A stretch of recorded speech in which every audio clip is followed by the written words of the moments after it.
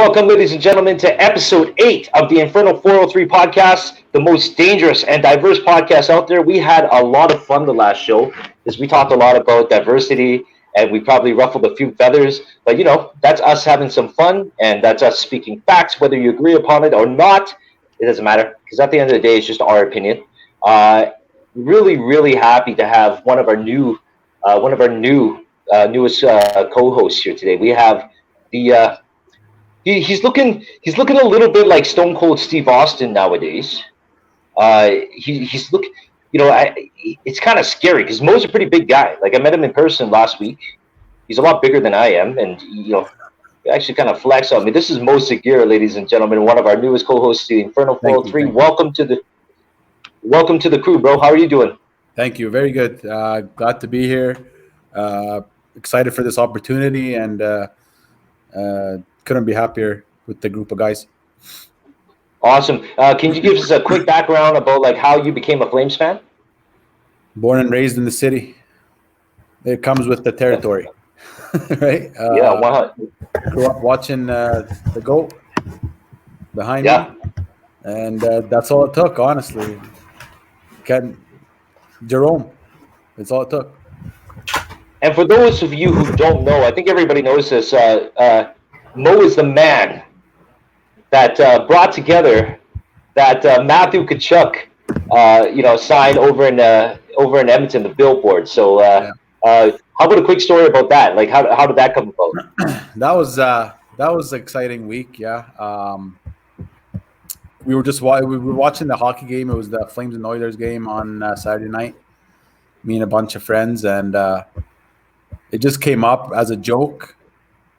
Next day, I just made it for fun. I didn't think anything would come of it, and all of a sudden, it was blowing up, and people were sending money, and I was just like, "What are these people doing?" I didn't know what to do with this money because it was just a joke. And then eventually, it picked up steam, and then people kept talking about it, and then more money kept coming in. I got some heat for it from the Oilers fans. And that first night, actually, I went to bed and I said, when I wake up in the morning, I'm sending everybody their money back, and I'm just shutting this whole thing down because I don't know what I'm doing, right? And I have people's money now, and I'm like, what am I supposed to do with this? And then the idea came up for Chris Snow, the assistant general manager, and ALS, and I got an email actually from the guys at CJ92, and they hooked it up. They said, we'll take care of the billboard. Whatever money you raise, you could just donate it, all of it. So, and it just went crazy. I couldn't keep up. Awesome, I had like 700 messages all at once. It was ridiculous. Yeah. Never again. I'll never do anything like that again. One time. But we're proud of you for doing it. We're proud of you for doing it. I mean, like anytime, any chance that we could troll some other fans that way, it's always fun. Yeah, that was fun. Yeah, it was definitely a fun week. And now I'd like to introduce one of the hosts with the Western Connection, covering your Western Hockey League in junior. We have, we have a guest host tonight. I wanted to bring him in because he's a huge Flames fan, and I know that he's been kind of chomping at the bit to come join the Infernal Crew to do a show. This is Sheldon Hankins, everybody. How you doing tonight, Sheldon? Good. Thanks for having me. I appreciate the call up. It's awesome to be here. Yeah, you better perform tonight, or we might send you back down after one game. I might get sent back down. I'm always worried about that. Just pucks in deep. You want to tell us a little bit about the Western Connection there, Sheldon? Yeah, so the Western Connection is a podcast co-hosted by myself and my good friend Jesse DeVries. We cover everything WHL. We touch on different junior hockey subjects. And, we just try our best to follow the league and give a little in-depth to people that don't get a chance to follow it as deep. Let them know what players to look out for and everything like that. Awesome. So make sure you guys tune in to the Western Connection, a part of the Bravara Media Network. They got a great show. Lots more coming. Lots of excitement. Glad to have you here, Sheldon. And of course, we have the usual suspects. We have Kofi Edgeman here. How you doing tonight, bro? I'm good. How are you? Ready to talk some Yeah, I'm Flames doing hockey? right on, right on. And of course, we have Pranil Prasad. He's also here tonight. We should have sent you down a long time ago, but I don't know. You're still here, so I guess you're the GM. So When you're the GM, I mean, like, what do you do? You know what I mean? Like, you're gonna have to live with it. But I am setting myself down pretty soon. So you'll have your wish there, round mound of rebound. All right, and of course, last but not least, we have Noah Adler. I am doing phenomenal tonight, you guys. How's everybody doing? I never asked you how you were doing. I just introduced you. I'm doing pretty good. I'm doing pretty good. We're doing good. All right, guys. So lots has happened. I mean, last week we didn't talk too much about Flames hockey, so we're gonna get right back into it. Let's talk about Jack Eichel because that seems to be the trend right now, right? Like Flames Twitter. If you're on Flames Twitter or even on Flames Instagram, I imagine probably even Flames Facebook, everybody's talking about Jack Eichel now. Is he coming to Calgary? Are we in the? Friedman had he had said countless times from the start that the Flames have always been involved in the Eichel talks. I want to get everybody's takes on how they feel about this, and maybe whether or not we're going to get him. So let's start with the new guys. Let's start with Mo first. What are your thoughts on Jack Eichel and possibly coming to the Calgary Flames? Obviously, we'd all love to have him here. Let's be honest. You don't get too many opportunities to get the player of this quality. Yeah. You never get the opportunity to get a player of this quality, honestly, unless you draft them. But my honest opinion, I don't think Tree Living has the balls to pull this off. I'm just being honest. I don't think he has the balls to do it. He's been way too conservative his entire career here, and I don't like it. So we'll see what happens, but I don't see it happening, unfortunately. All right. Now, Sheldon, what are your thoughts? I mean, I'm pretty much in the same boat as Mo there. I mean, we'd all love to have him, but I mean, I've been a Flames fan my whole life, and there's not too much in that side of things to have been excited about over the last while. And it just seems to be the way it goes. Everybody gets excited, and it just fades out, and the star player goes somewhere else every time. Now, in saying that, my question to you is, do you think that we have the assets to pull off this deal? I mean, we definitely could. I mean, I've seen, if you want to get rid of Tkachuk, that's the big talk, I guess. I'm a huge Chucky guy. I don't know. I'm a little torn on that. I'd love to see Eichel in, and I mean, I'm sure I'd be happy, 3-4 months down the road once I get a little bit of Jack Eichel hockey, but it would definitely hurt. Yeah, and just to, I'm not flexing or anything, but I believe that I started this conversation about Eichel first, right? Like when way back like 3 or 4 months ago, it was me that brought that up. And I don't think they're looking for Tkachuk anymore because that was kind of the thought pattern. I mean, like if you think about the Flames, you think about their trade chip. So what's the biggest one? It would have to be Matthew Tkachuk. You look at salary, Eichel's salary versus Tkachuk's. He's going to have to go up to $9 million after next year. It just kind of made sense. But it sounds right now like the Sabres aren't even looking for Tkachuk. They're looking for prospects and picks. So kind of threw a curveball, I think, to the rest of the league. Noah, what are your thoughts? Well, I mean, for me, it kind of comes down to this: Jack Eichel or tear it down. Because for me, I look at it and I say, an elite number one center of this caliber does not come on the market that often. And where is this team trying to go from what they have said? They want to be a contender. They want to make the playoffs. They want to win the Stanley Cup. Prove it. Prove it. Go get a player of this caliber, and let's do this thing. And if you don't get Eichel, then blow it up. Now, what do you think our chances are of landing Eichel? See, the more I think about it, and the more that you've seen teams like the Rangers, the Ducks, the Blue Jackets, etc., not willing to pay the price, our chances are much higher, I think, than perhaps back in at the end of the season or even in June and July. I mean, I think we might be for sure. No, doesn't mean that for sure, but I think the chances are much better now, and I think the optimism is a little better now than it would have been 2 months ago.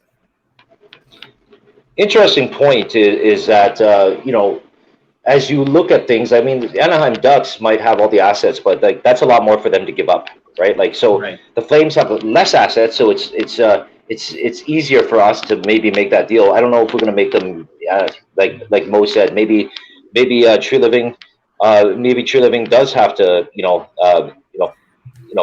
get some cojones and make this. You know what? To Mo's point, I mean, I want them to do this thing, right? Because, I mean, we haven't had a league number one centerman since you traded, your last league number one centerman for the GOAT, essentially, right? Yeah. I don't think Tree has the balls to do it either. I really don't, because he's been too focused on the middle ground for far too long in his tenure here in Calgary, and that is a problem. That is a huge problem. Kofi, what's your rebuttal to that? Do you think Tree is he's been focused on the middle ground, or do you think that it's just hard to it's hard for him to pull the trigger on certain deals like this? Like we hear about us being so close with Mark Stone, and then the difference was Juuso Välimäki, and it was a no deal. What are your thoughts? Well, to me, by that description, Vi, it looks like Brad Treliving, he just can't figure out which lane he wants to go into. He needs to choose one. Mm-hmm. You need to either choose to go for it all, try and get someone like Jack Eichel, and if you have to trade assets to do it, you have to trade assets to do it. Trade the smartest assets, but you have to do it. Or just blow it up and rebuild, like Noah said. Yep. Because as the Flames are currently constructed, this team is not even a contender. Not even close. So you need to make something big happen. Yes, we gained nearly $7 million in space, giving our captain away to a divisional rival, which that still really hurts to me. But, I mean, we have to use that money wisely. And if that means having to lose assets to bring someone like Jack Eichel in who can immediately make us a contender, I think we're a contender with Jack Eichel as a number one centerman. Just something. Let me ask you this question, though. If we land Eichel, okay, that means we still have to move out of contract, because really at the end of the day, you're still looking for another defenseman, right? Or do you put trust in the fact that maybe Juuso can make the jump this year, right? Maybe play in your top four, because Gio does leave a hole. So even if we landed Jack, he's your number one center. He takes up $10 million of your cap space. You still got to probably move out like. I had an interesting conversation with Jim Goudreau last night about this, and he's of the feeling that Sean Monahan is going to come back and have a big year. Yeah. But he would be the guy that you're looking at to move. I mean, the fan base anyway. I don't know if Brad Treliving is thinking the same way as we do, but for us, I think the majority of if I'm looking at Flames Twitter or talking to friends on the street, they're like, okay, move out that Monahan contract, or you move out that or you move out that Tkachuk contract. I think the majority would say Monahan over Tkachuk. But what do we do after that? So let's say we get Eichel, we still got to find a defenseman that can play in that top four. I don't think Zadorov is the guy. Is there something that you would maybe you would suggest? You have to trust in Juuso. You didn't want to trade him for Mark Stone, and Mark Stone's a great game-breaking player. So if you have that much trust in what you think Juuso can be, don't let him show it to you. That's how I see it. Mm-hmm. Okay. Chances of landing Eichel, what do you think? They gotta be quite good at this point.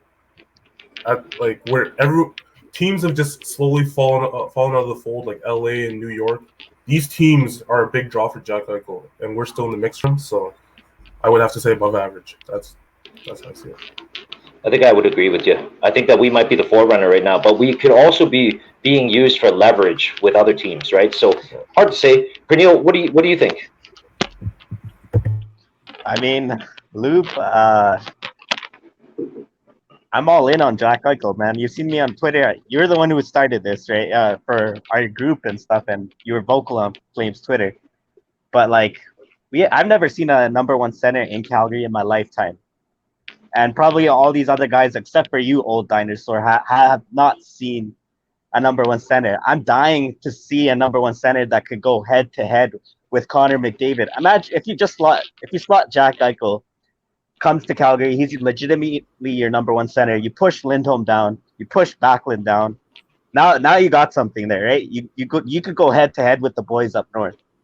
So if you're talking about Jack Eichel, I'm all in on Jack Eichel. I mean, Mo mentioned it, Noah mentioned it. If Tree Living has the balls, bro, you got to have the balls if Daryl Sutter is your coach. Because you know, with the offseason, this team's become a little bit tougher, meaner, edgier to play against.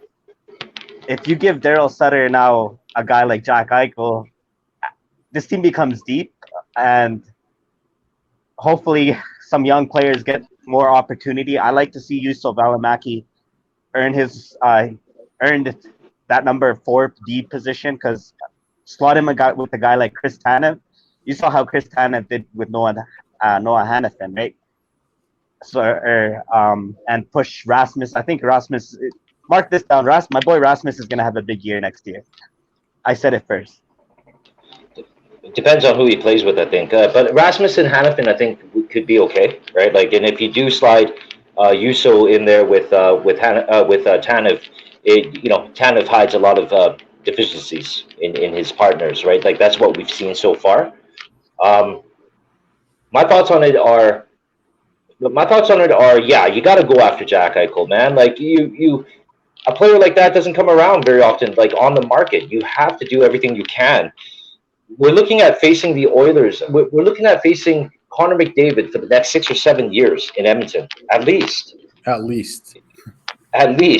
So if you don't have a player like Eichel, it's so hard. Like, we have this team right now that it's 50-50. I don't care what fucking Oiler fans say, right? Oiler fans are like, oh, they were so much better than the Flames. No, you play 8 games, 4-4, 5-3, could go either way. But we want to dominate the Oilers again, and I think we can all agree that we have a better, more rounded team. We have better goaltending. We still have better defense, which is funny. It's funny to me. That's how bad Edmonton's defense looks to me. Thanks, if you look at and you look at their bottom, bottom 6 with forwards. Yeah, they've improved, but they're still, you can still say that we're stronger. They got better top end, we got better rounded. So I mean, it's crazy to think that there are Flames fans out there who think that Jack Eichel is not the answer because they say the injuries and all that. Well, these injuries happen to a lot of MMA fighters. Come back from these injuries and fight. There's risk to every surgery. It doesn't matter what you do. But Buffalo media has overblown it as well, and I don't know why they're doing it. It's odd to me because they should want to reach max value for their player, but I don't know, for some reason it's not. So I want to go back to Mo here because let's move on from Michael for a second. Let's talk Johnny Gaudreau extension. What do you think he's worth, Mo? What is he worth? Yeah. What do you think? What do you think is a fair number for a player like Johnny? A fair number for him, probably 8.5 for me. But at the same time, when you see all these contracts getting thrown around the league right now, like Nurse is getting $9 million, Werenski is getting $10 million or something like around there. Yeah, Johnny's going to ask for 12, just based off of that, and it's fair to him, just basing it off those contracts. Darnell, Seth Jones is making 9.5 for Seth Jones, man. Like Chicago is. I don't know what's going on there. So they're wilding out, man. They're wilding out. For 12 is not out of the question, to be honest with you. That's just my opinion. Now, if 12 million is the asking price, right? Like obviously he probably won't get 12, but like where are you? So if you say 8.5, do you think? What's a comfortable term for you? Like as a fan, if you're a Brad Tree Living, where would you be comfortable with paying 8.5? Like where would the term be? It'd probably be around 6 years. Yeah, I would say I would agree with more you. or less than that. Yeah, And I would agree with you. And to be honest, I feel like his contract talk right now with the team, I think it's all based on Jack Eichel as well. I feel like he wants him here, and if they can't land anybody to help him out up front, I feel like he's just going to not sign. I don't know. That's just my feeling. So it's very that's very educated, right? Like in your view, because I mean, like as we know with NHL players, sometimes like the number matters to an extent, but if they're looking at the team, where the term matters most is if they're looking at the team, they want to be, at 27 years old, Johnny wants to win. Yeah. His feet are wet already. He wants to win. If you're not committed to winning, then he doesn't want long term. He wants max value, like he wants max money. Exactly. Right. So, and if you look at it from a perspective of, okay, if Matthew Tkachuk is going to be qualified at $9 million, this kept me up at night. I was because I was going crazy. I was like, okay, Johnny will sign at 7.5 for 7 years because he loves it here. And then I started thinking about it. I'm like, hold on, Lube. Wait a minute. If Matthew Tkachuk is getting 9 and being qualified at 9, is Johnny Gaudreau going to settle at 7.5 for 7 years? There's no fucking way in hell. No chance. Get your money, Johnny. Get your money, Johnny. Sheldon, what do you think? No, that's exactly what I was gonna say, Lube. Is if Chucky's gonna get 9, I don't see Johnny settling for much less, if any less. I mean, I'm not as well versed as a lot of you guys in that side of things. I don't dive super deep into the contracts. I don't like to pretend I know what I'm talking about compared to an NHL GM. But no, I totally agree with you there. No, I totally agree though. I mean, if Chucky's getting 9, I mean, how much less are you going to pay Johnny? Yeah, it's a tough situation for the Flames, right? And I think I agree with Mo when it comes to the Jack Eichel thing. So if you look at the Flames right now, they still haven't filled that 4th spot or 3rd spot, in their defense core. Are there a lot of players still out there that you can sign? There's some, but like there's nobody that can really replace Mark Giordano, right, so to speak. The closest player afterwards may have been Alex Edler. I don't know. I don't think he's better than Gio. I don't think he's I don't think he's a lot worse. But he's already gone. He's come and go. So what are the Flames waiting for right now? There's still some holes to fill. Are they done? They shouldn't be done. They still got to get another defenseman, at least one, and nothing's happening right now. So I think Mo's right. With the extension, it could be waiting on Jack Eichel, like maybe, right? And then now maybe you can convince Johnny to take 9 at 6, like $9 million, 6 years, whatever. We may look like the Toronto Maple Leafs or the Chicago Blackhawks, but that's the price of business nowadays, right? Like as salaries are going up like this, it's unbelievable. And I mean, this is a flat cap year, so tough to say. Pernille, what do you think on the Johnny situation? You guys nailed it. I mean, Mo nailed it. You nailed it. Sheldon nailed it. Hopefully he loves the city. He always talked about it. Hopefully he gets a pick up. But it starts with Jack Eichel. I mean, guys, let's be realistic. You get Johnny a number 1 centerman, a legit number 1 centerman. This guy's going to put up over 100 points. He's going to put up 100 points guaranteed. And we're saying this the same thing if Jerome McGinley had a number 1 centerman. I mean, Craig Conroy was good. Damon Lankow was good. Him and Mark Savard were good friends. They had some numbers.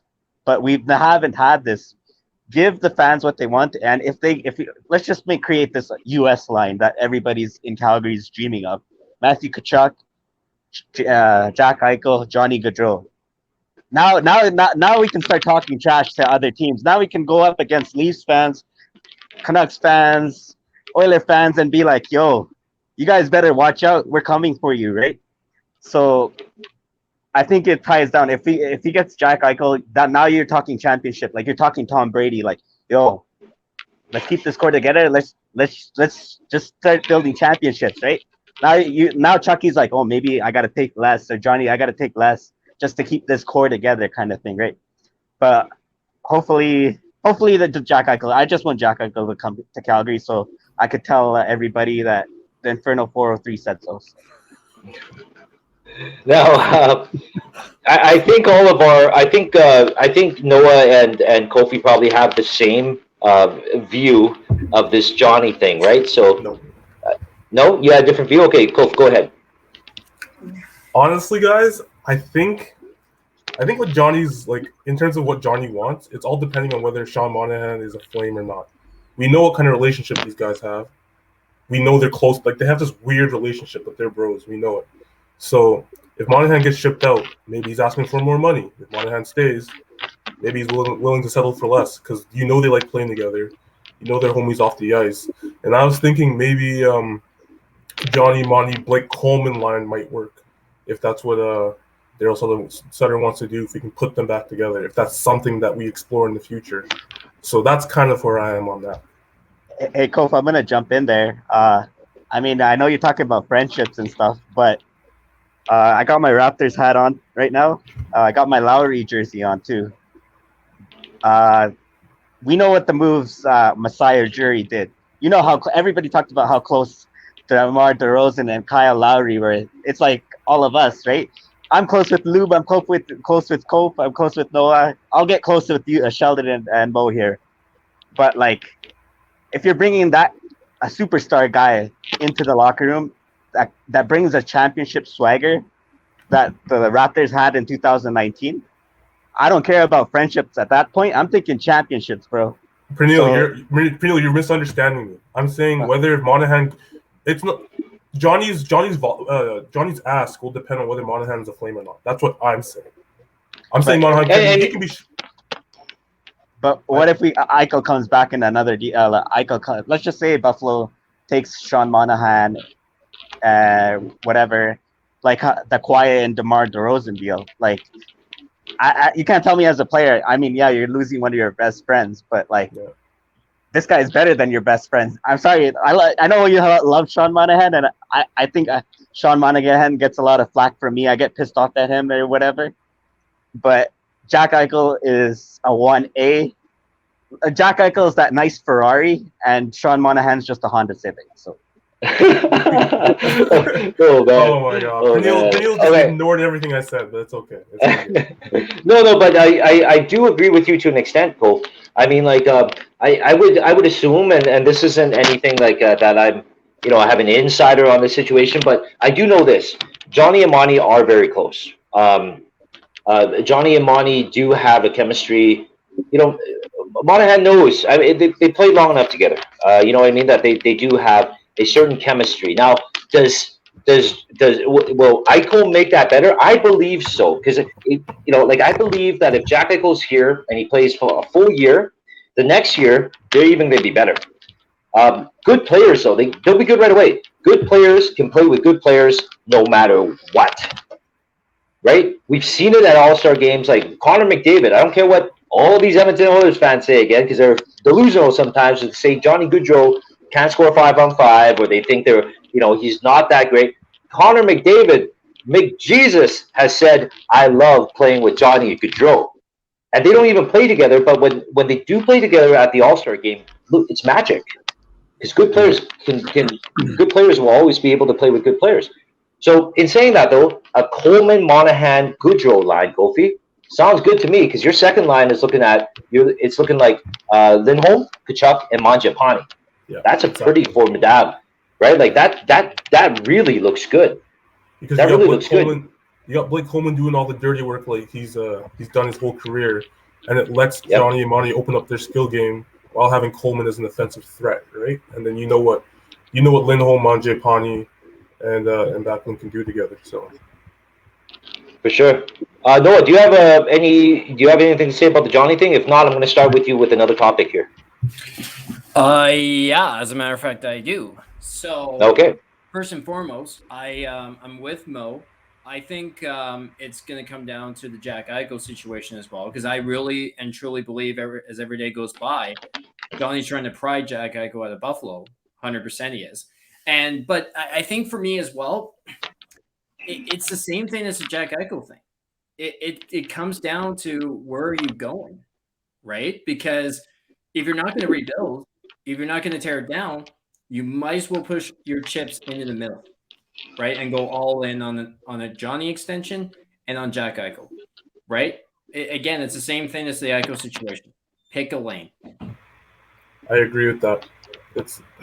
I mean, you can always rebuild, right? You can always rebuild. Why not just go for it? How often do these teams get these opportunities? If you have an opportunity and you need one more piece to push you over the edge, you gotta do it. Yeah. There's no doubt that they're going for it. There's no doubt. Like, you bring in Daryl Sutter, you're going for it, right? Yeah. So this is where it'll be interesting to see what Tree Living does. Like, maybe he doesn't have the balls. Like, if he doesn't, I think it's a huge failure. Again, like, the Mark Stone thing is kind of like wishy-washy for me because he may not have re-signed here. But Jack Eichel, you've got control of this player. You got to go for it. And it'd be a huge failure if you don't get Jack Eichel. You may be one piece away. And you're dealing with Connor McDavid in your division. Like, not too many other players. They went 1 and 2 in that draft. Their skill level, they're not extremely far apart. This is your guy. Get your fucking guy, right? Yeah. Well, when they went out and got Daryl Sutter at the end of last season, he came in and said, we have unfinished business. Yeah. Right? He said he's not here to rebuild. He's here to win championships. Those were his words. Yeah. So go out there and fucking win a championship then. Yeah. Yeah. Like I said, again, you might as well push all your chips in if you're not going to tear it down, right? Exactly. Because, I mean, there's no way Daryl came back for a rebuild. You are listening to the Infernal. Oh, go ahead. I think the number one thing, as all of us Flames fan, Lube, you've seen it at a long time, is I'm tired of wasting guys' careers. We wasted. Jerome McGinley could have won 5 or 6 Stanley Cups, but he chose to stay in Calgary because he was loyal or whatever. Johnny loves Calgary. There's players that are great players here that love Calgary, but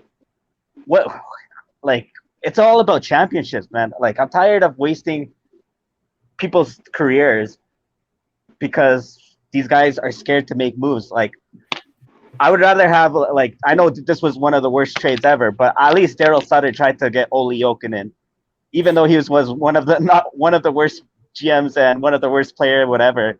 At least he made the moves. Like, I want to see Brad to step up, make this move. I'll deal with the consequences. I know we have good prospects or players or whatever, but I want to see a championship before I die.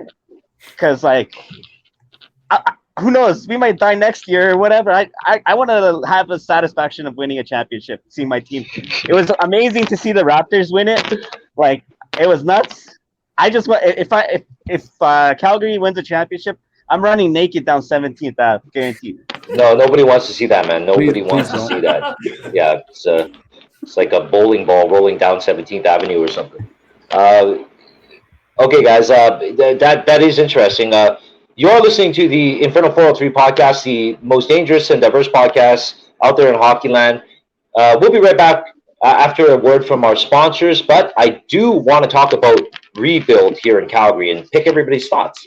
Because I was here when I was around. I was in my early 20s when we actually decided to go have a rebuild. So we'll be right back after a word from our sponsors. Hey everyone, I'm here to tell you about a new craft distillery in Calgary, Broken Spirits. These guys are making some amazing craft spirits and cocktails, from spiced sugarcane to different styles of gin. Broken Spirits are proud to be a part of the Infernal 403 crew and want to offer you 15% off your purchase, either in-house at the distillery or online at brokenspirits.ca. Just punch in the offer code Infernal403 to claim your discount. Go in for a cocktail and check them out. You won't be disappointed.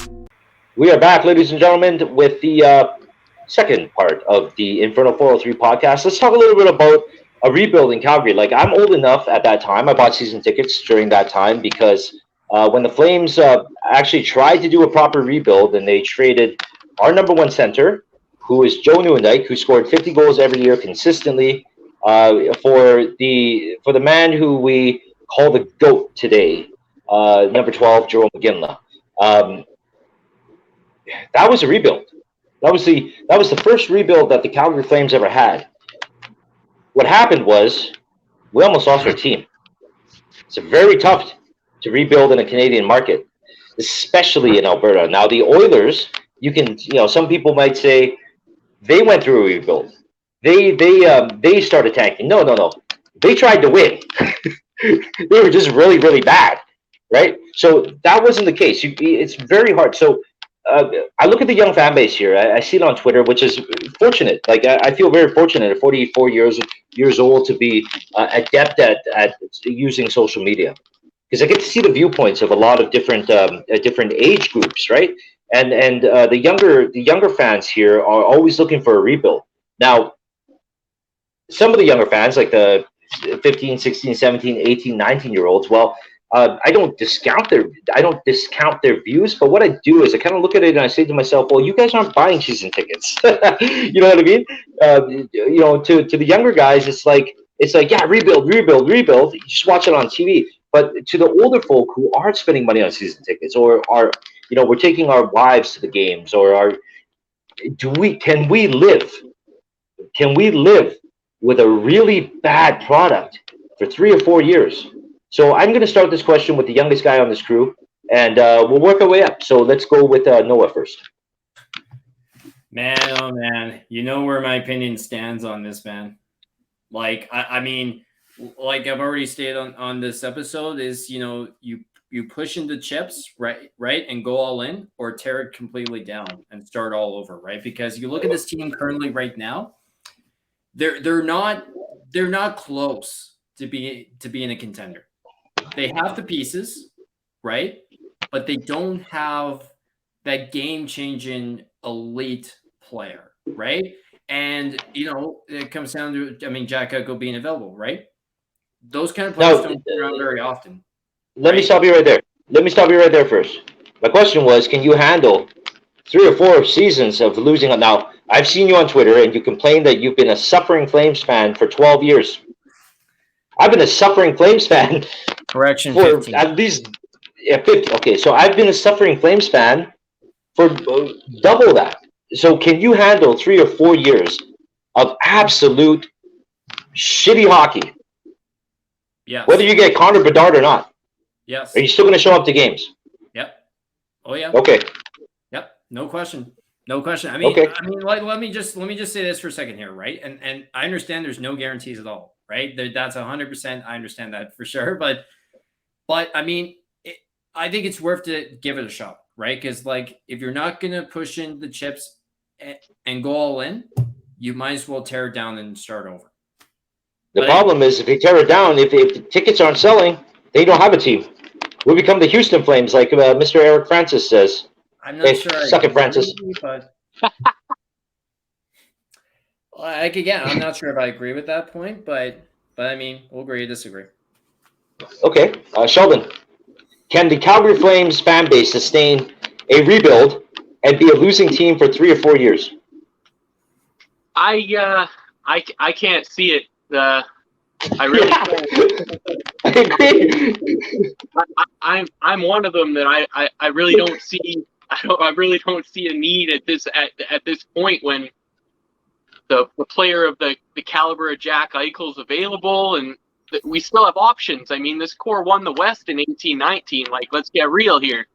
I mean, I just keep looking back at that. Like, what was so special about that team compared to this team?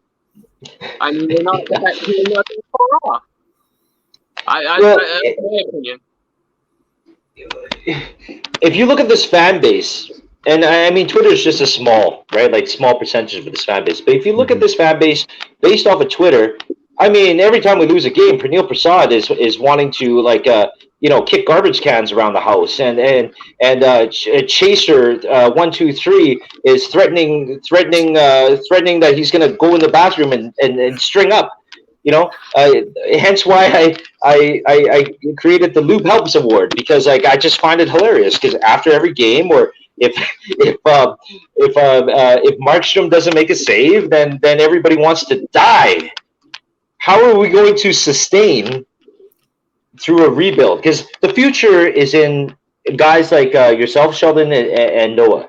And I pray to God you guys make a lot of money if we if we go through a rebuild, because it'll be guys like you that because guys like me and Mo, or even for Neil at this point, Kofi's getting there too. I'm gonna say fuck it. If I see 2 years of us losing 50, 60 games, I don't know, man. I ain't going to the Dome. I might go to the Dome with you guys to indulge in that heroin beer, because I like that kind of shit. But I'm not really invested like I am now. Like, I'm excited. Like, even though I'm down south and I miss a lot of games, like when I'm back here and they're playing at the Dome, I try to make it to as many games as possible. Are we going to be able, because if people are calling for a rebuild, but you're still relying on that old money to sustain it. Listen, in Alberta, as much as I hate the Oilers fans and their team and their city, those SOBs showed up to every fucking game when times were terrible for that team. Yep. They still did. And Yep. I just don't see that happening here. I don't see it. It's sad to say. Too much corporate money, too many. It's very white collar here. They're very blue collar. It's not like that. And you look at our 50-50 draws, which half of it goes to charity. We're sitting at like 100 and something thousand. We're actually buying Oilers ones because it's so fucking big. But their 50-50 draws, they're I don't know what they peaked at, but there was always about $1 million, around $1 million or $2 million or whatever it is. Really like high. These guys, they rally around their team. Yeah. They do. It's such a weird thing, right? You know what I mean? And I saw Mike Dursa from the Straight Off the Pipe podcast say today. He did say something that was true. He said that Calgary is Alberta's second team. It is. As much as we hate to say it, there's more fans in the Oilers fan base. There's more fans for the Oilers fan base. You can see it off Twitter. How many people follow? Some of them are us. We follow the Oilers just to troll. But I mean, there's. They do have a bigger fan base, and you can't really hate on people that like the Oilers in Alberta because they've won more championships, right? So now, before I get back to you, Mo, I want to go in order here of age. Kof, can we sustain here? I know you're in Edmonton, but you know the Calgary market really well. Can we survive a 3 to 4 year, rebuild where we're just fucking terrible? And so I haven't watched many full seasons of Flames hockey, but the 2013-2014 Flames was the only season where I watched all 82 games. I watched every single game, and we were terrible that year. We were not good. Could I watch a product like that, or potentially worse, for 3 or 4 years? No, man. I'll be honest with you. I'm not going to buy season tickets to that. I'm not going to buy tickets in general for that. Like, that season was watching 2014-2015 be the Find the Way Flames with Bob Hartley. Like, that was a shot in the arm that I needed, because I could not watch the 2013-14 Flames play like that for 4 straight years. I can't do it. I would have moved on by then. And that's not me being a fake fan, but man, you just get sick of the bullshit. It's so hard, right? It's so hard to do. Shout out to the Oakland Raiders fans who stuck it out for so long before they got to Vegas. Shout out to you guys, man. I miss you guys. But same sort of deal. Why did the Oakland Raiders move eventually? It wasn't the fan base, right? Corporate money.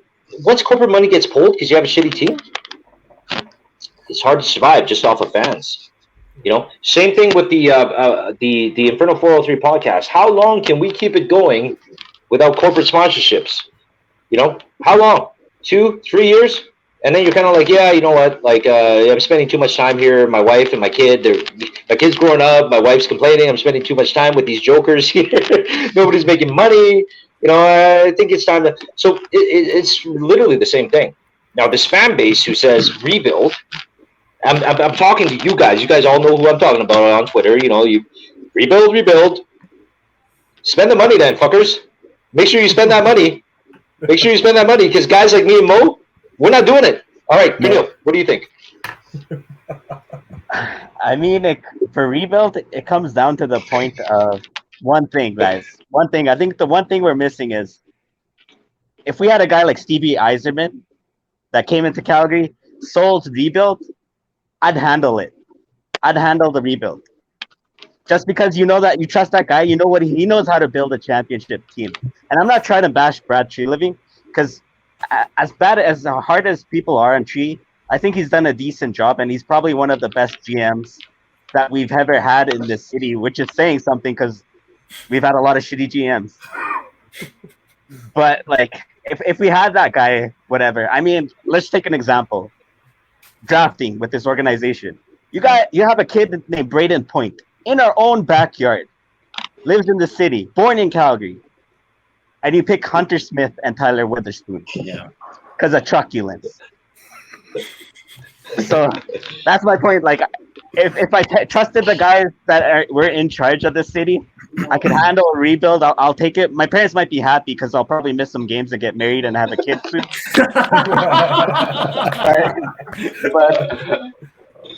but yeah, with the staff that we have now and with Daryl Sutter, you know this team's all about going for a Stanley Cup. So well, and for me, I mean, like, I know it's not going to happen, right? If I'm being honest, right? I definitely know it's not going to happen. For sure, it's not going to happen with this ownership and with management and with all those things. It's not going to happen at all, right? And the biggest thing Pernille pointed out too was that I would not trust Brad Treliving in the rebuild, not even close. Like, and to his point too is like, if you brought in someone like a Stevie Eiserman, that for me is sort of the point too, where I would be able to handle that. Hawk and Loop for GM is what I've been preaching for a long time, but you know, like he's won at every level, and he's European, and he understands that the game is changing. So who knows, right? Like, but that's my vote. Steve Eiserman, sure. Hawk and Loop, yeah. Mo, what are your thoughts? I'm already, like, even this season, I'm gonna be very conservative just spending my money on this team because honestly, I'm sick and tired of Treliving. Like, Deuce, I don't know. Yeah. I don't have nothing left to say about this guy. Like, do something. He talks a big game. And then you go out there and like, oh, we were in on this guy. We were in on this guy. We were in on this guy. Yeah. You're in on everybody. Yep. But nobody comes here. You don't end up making the move.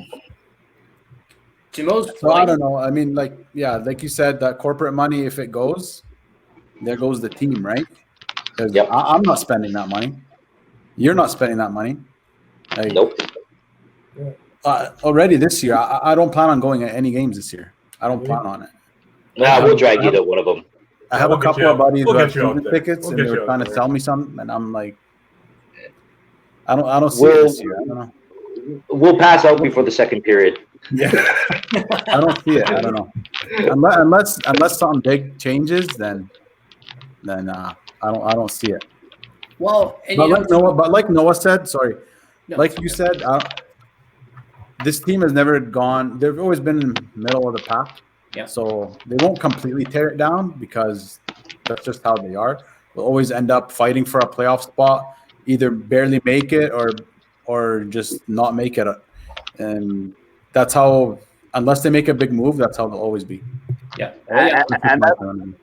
And that's the problem. You hear like a guy like Pat Steinberg say it all the time.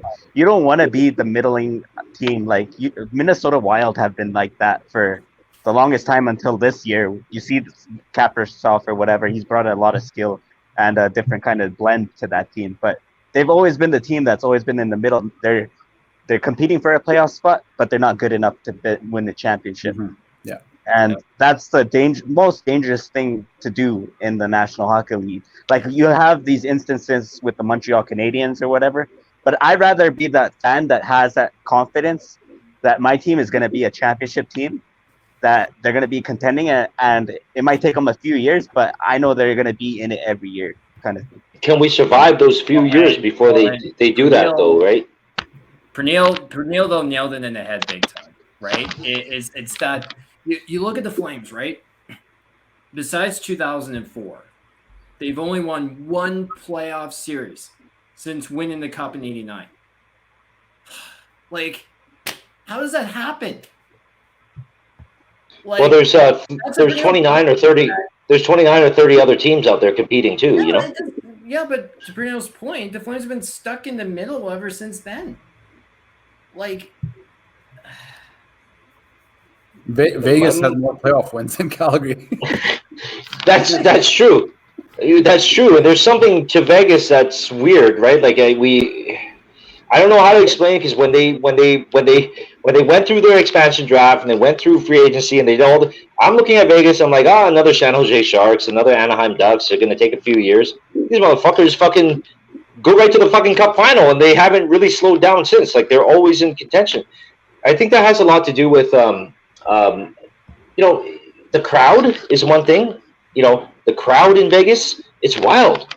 Yeah, these players feed off of it, and we can bring that back to the Flames last year too, right? Like, the fans weren't there.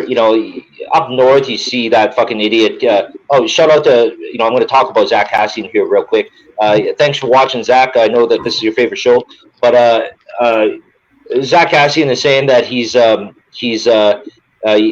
needs the fans to.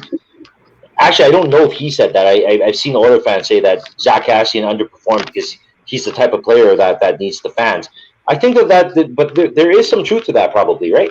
Like, I know, if any of us have ever competed in any type of sports, or even if you're with your wife and you're having your sexy time, if your wife's encouraging you, you try harder, right? Your girlfriend's encouraging you try harder. It's almost the same thing, right? Like, so. I don't think we should be too hard on the Flames because they were lacking that. Now, in contrast to that, or in, you could say, well, the other teams were good. Why couldn't they? So, but I think at the end of the day with the Flames last year, I think if it was an 82-game season, if it wasn't COVID, I know ifs and whatever, it's bullshit because it doesn't. But I think that the Flames aren't as bad as what we think, and they're not as good as some think, right? So. Is that a fair statement, guys? I think it's kind of we are a middling pack, and it's depressing to say that we're the Minnesota Wild of the Pacific Division, but we really are. So now, how do we improve? That's a perfect segue into our UFA signings this year. Let's start with Sheldon. Tell me your thoughts on every UFA signing, or. You want to start with Kofi? Kofi wanted it. Oh, I'm sorry, Kofi. Sorry. All right, I'm good to start. Yeah. Sorry, Sheldon. Sorry. I know we all want to talk about the Colemans and the Pitlicks. The one I want to highlight is Daniel Vladar, I think is how you pronounce his name. Oh boy, man, Markstrom, I hope you're ready to play like 76 games next season because. If Daniel Vladar is going to be your backup, he's not seeing more than 10 games, I want to say. Especially as a 23-year-old that we picked up from Boston. It's going to be tough. That's one I really wanted to, I guess, highlight because that one could be lost in the void. You know what I'm talking about. Do you not think that the Tree's got something in the works? Like, Vladar is a signing, but do you think that Dubnyk might not be in negotiation with the Flames and just kind of waiting to see what happens with the Joe thing or the Eichel thing? Because it doesn't seem like Tree to put that much faith in a 23-year-old backup goalie. Well, like I said, when you have that 23-year-old backup goalie playing less than 10 games, all you really need is a warm body on the bench because we know how Daryl Sutter likes to ride his goalies into the dirt. He did it with Markstrom this year. He's going to do it again. So that's what I'm thinking. I'm thinking that Vladar is probably a stopgap for Dustin Wolf, who's about a couple years away. So you got him on a cheap deal. I think it's $750K. I think Markstrom is going to have a really, really long season. That was an interesting signing, right? Like he was not on any of our Vladars. All right. Oh no! Oh. That was bad. That joke. It's all right. So, Sheldon, what do you think? What do you think of the UFA signings this year? Yeah, I mean, I think I'm on the same page as any other Flames fan, along with Coleman. I'm excited to see what he'll bring to the table. Pitlick, I'm kind of partial. I'll wait and see with him. Zadorov, I don't know. I want to see how much he's making before I give my opinion on him. A lot of people say he's a big, heavy hitter and everything, but a lot of the time he got a lot of hits here, out of position a lot. So it'll be, well, I'll have to wait and see on a few of these guys. But Coleman, I'm definitely excited for. Vladar, I mean, he's young, but the Bruins fans seem to have thought pretty highly of him. So kind of excited to see where that goes. Mo, what are your thoughts? Go back to Zadorov. If you want to spend the entire game killing penalties against the Oilers, give him a ton of ice time. Yeah, I forgot to mention that part too. Like him going up against McDavid, I don't know what that's going to look like. That terrifies me. Like, especially Edmonton games in Edmonton. So I don't know what that's going to look like. Our D looks okay. Obviously, it's not as strong as it was last year. I was hoping they would pick somebody else up. Not sure who, but maybe even Ryan Murray would have been better. But other than that, yeah, Coleman, we'll see what he does. He was a pretty big piece for Tampa there on the depth chart. He'll get more ice time here for sure to show what he can do. That goalie, Vladar, is that right? Vladar, Yep. See, I don't know, because didn't they qualify Parsons as well? They did, yeah. Yeah. So you got Parsons and Wolf in the AHL this year, I think, Yep. right? And Yeah, Looks that way. but like Kof said, if that's your backup here, then I don't see him playing too many games or too many important games anyway. So Markstrom better be ready. And he's had a history of injuries, so I don't. That's a little scary, right? We'll see. It is. Yeah, It is. Right. We'll go with Noah next. Tell me what your thoughts are on the our free agent season thus far. Well, I mean, I'll start with the Blake Coleman signing.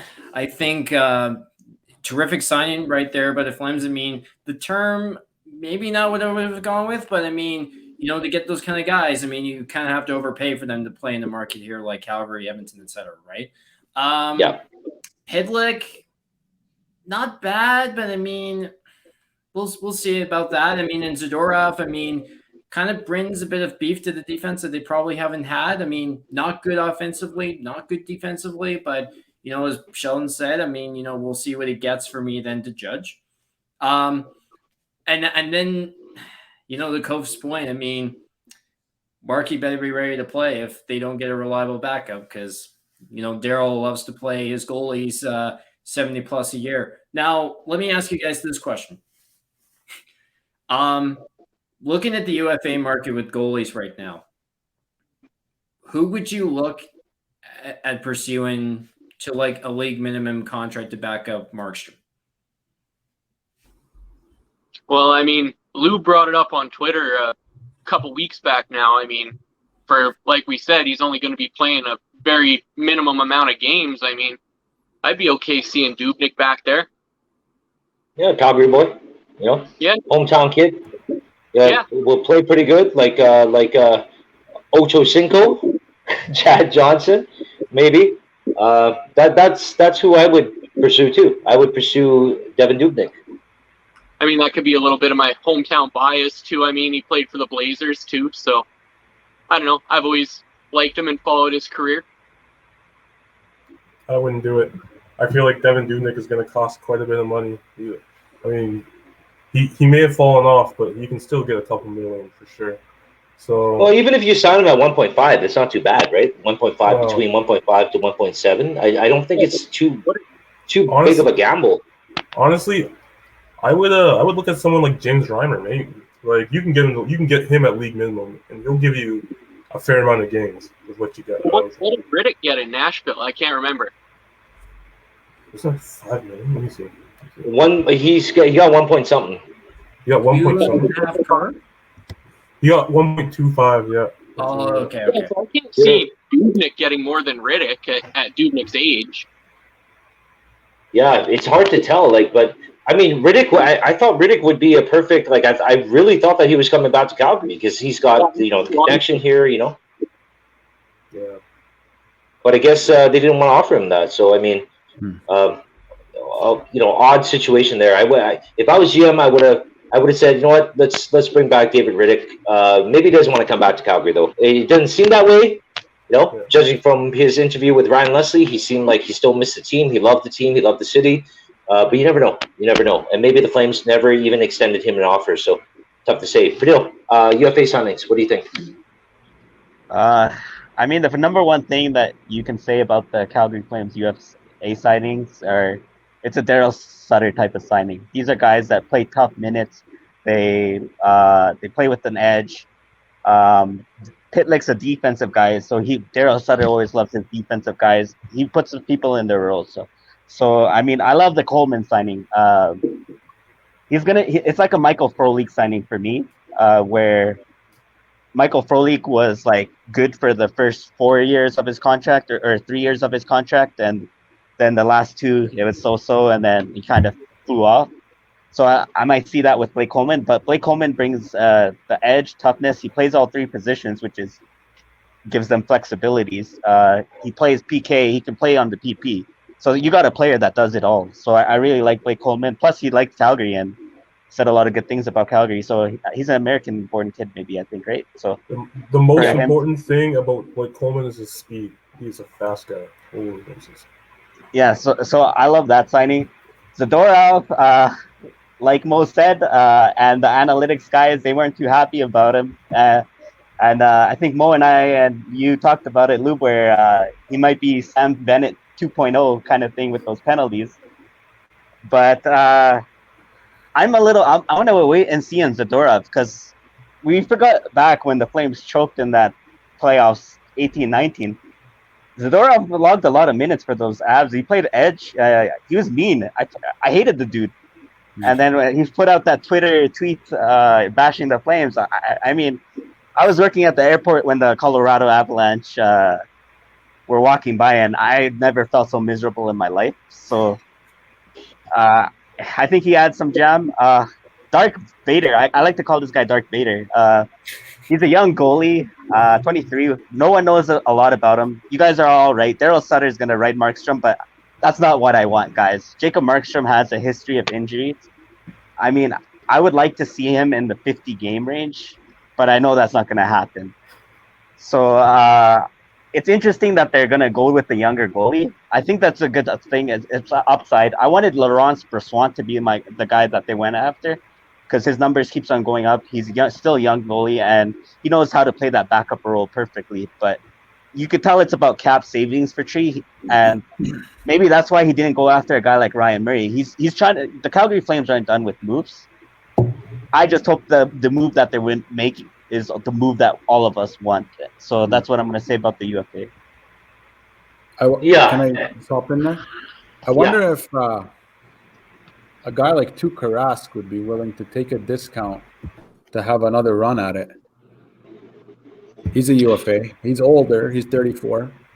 I don't think Rask would leave Boston. I think he's pretty dead set with staying there. But it'd be interesting. And the reason why I say that is for Calgary, that's for sure. No. I can't see him to make a run at it.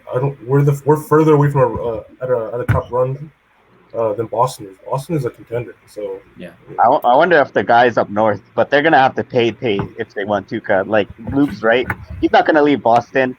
The thing I heard is he's got surgery, so he's going to be out 5 to 6 months, and then they'll renegotiate or something like that. I can't remember where I saw it, but I mean, yeah, the guys up north. I'm enjoying this. They're going to run it back with Mike Smith and Mikko Koskinen. I mean, last year it kind of blew up on us Flames fans' face with Mike Smith coming back to vintage Mike Smith, but It's not gonna last. I guarantee it.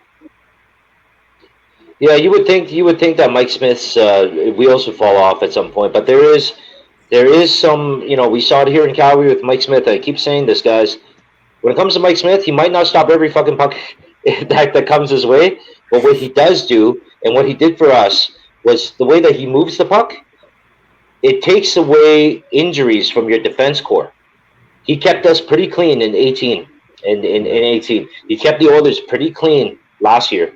Oilers, though, I mean, that defense, like whether you keep it clean or not, suck it. It's still gonna be shit. So, I mean, at the end of the day, guys, I think the Flames. To wrap it all up, I'm gonna go to everybody again and have our final thoughts here. One more thing. Just for you Oiler fans, just to stir it up, because we love to stir it up in the Infernal 403. Oh God, please help me. Just to live rent free in your guys' head. I don't believe this, but I know it's gonna tick all you guys off. Nathan McKinnon is better than Connor McDavid. Just Oh man. Oh my God. Oh my God. You didn't even believe yourself when you said that. Yeah, he's just trying to troll right now, like this guy. Just final thoughts, guys. Final thoughts, guys. We'll start with Pernille since he's already chirping all the fans. If we're sitting here right now, we don't get Jack Eichel.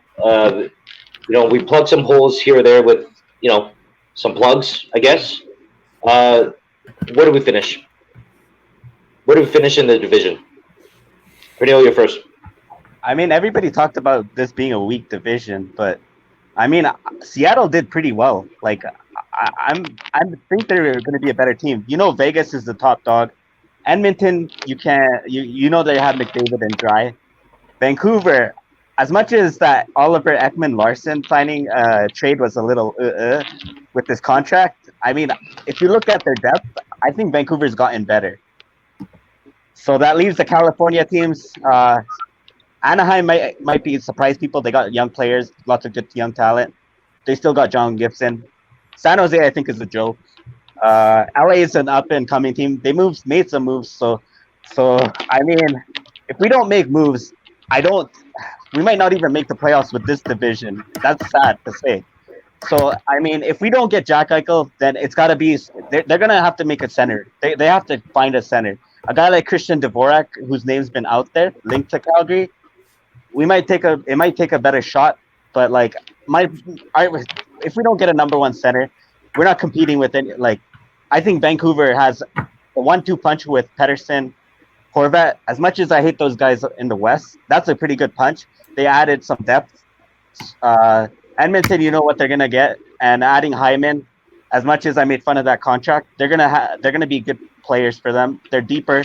They could roll a few more lines. I still don't think they're deep enough, but whatever. Vegas is still deep, and they're plugging, and they always find a way to freaking add somebody. Like, I wish we had Vegas's ownership in Calgary, but we'll leave it at that. That's all I'm gonna say. Good night, everybody.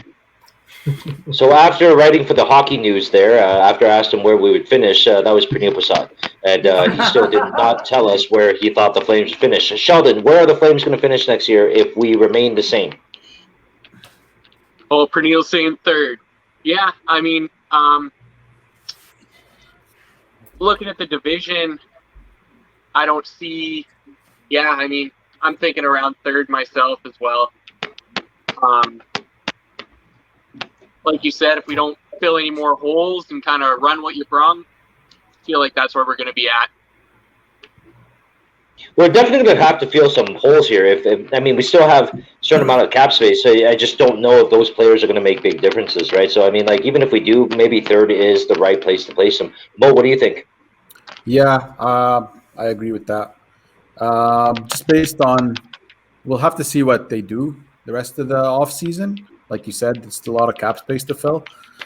Yeah. But third probably is realistic. Maybe another one and done in the playoffs. Just depends on who they pick up here. That's what I feel. All right, Addy, what do you got?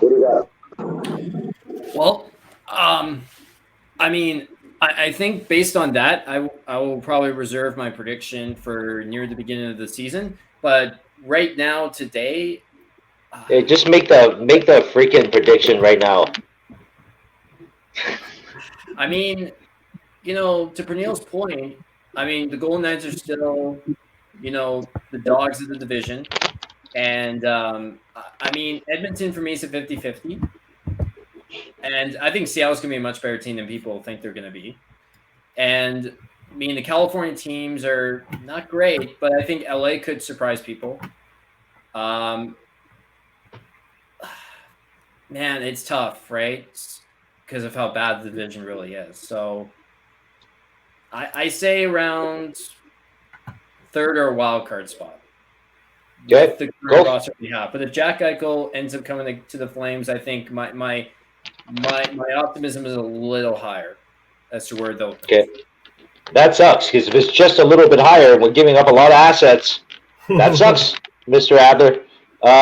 Kobe, where are you placing us? Honestly, I'm gonna go off the grade and say top 2, and that speaks to how fucking bad this division is. Edmonton got worse. Vancouver got worse. I don't really believe in Seattle, and California is California. They're not going to be any good. So we should be bleeding points off every team in this division. They'll be a harder team to play against. We're not going to be losing to Ottawa 9 times. Well, not 9 times. We're not going to be losing the season series to Ottawa again.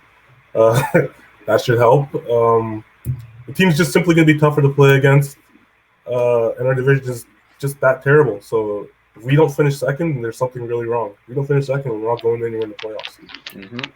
Yep. Before I wrap it up here, I am going with a second place finish as well. I think that Vegas does have, no matter what happens, Vegas is going to have a lighter like a travel schedule than we do. We always, Calgary and Edmonton always have the hardest fucking travel schedule. So do I believe that the Flames are good enough to finish in second? I really, really do. I do. I think that within an 82-game season, Darryl Sutter behind the bench, having the players that he feels that he needs to succeed, I think the Flames are going to be right there, right? Do I think that they're a championship caliber team? No, they're not.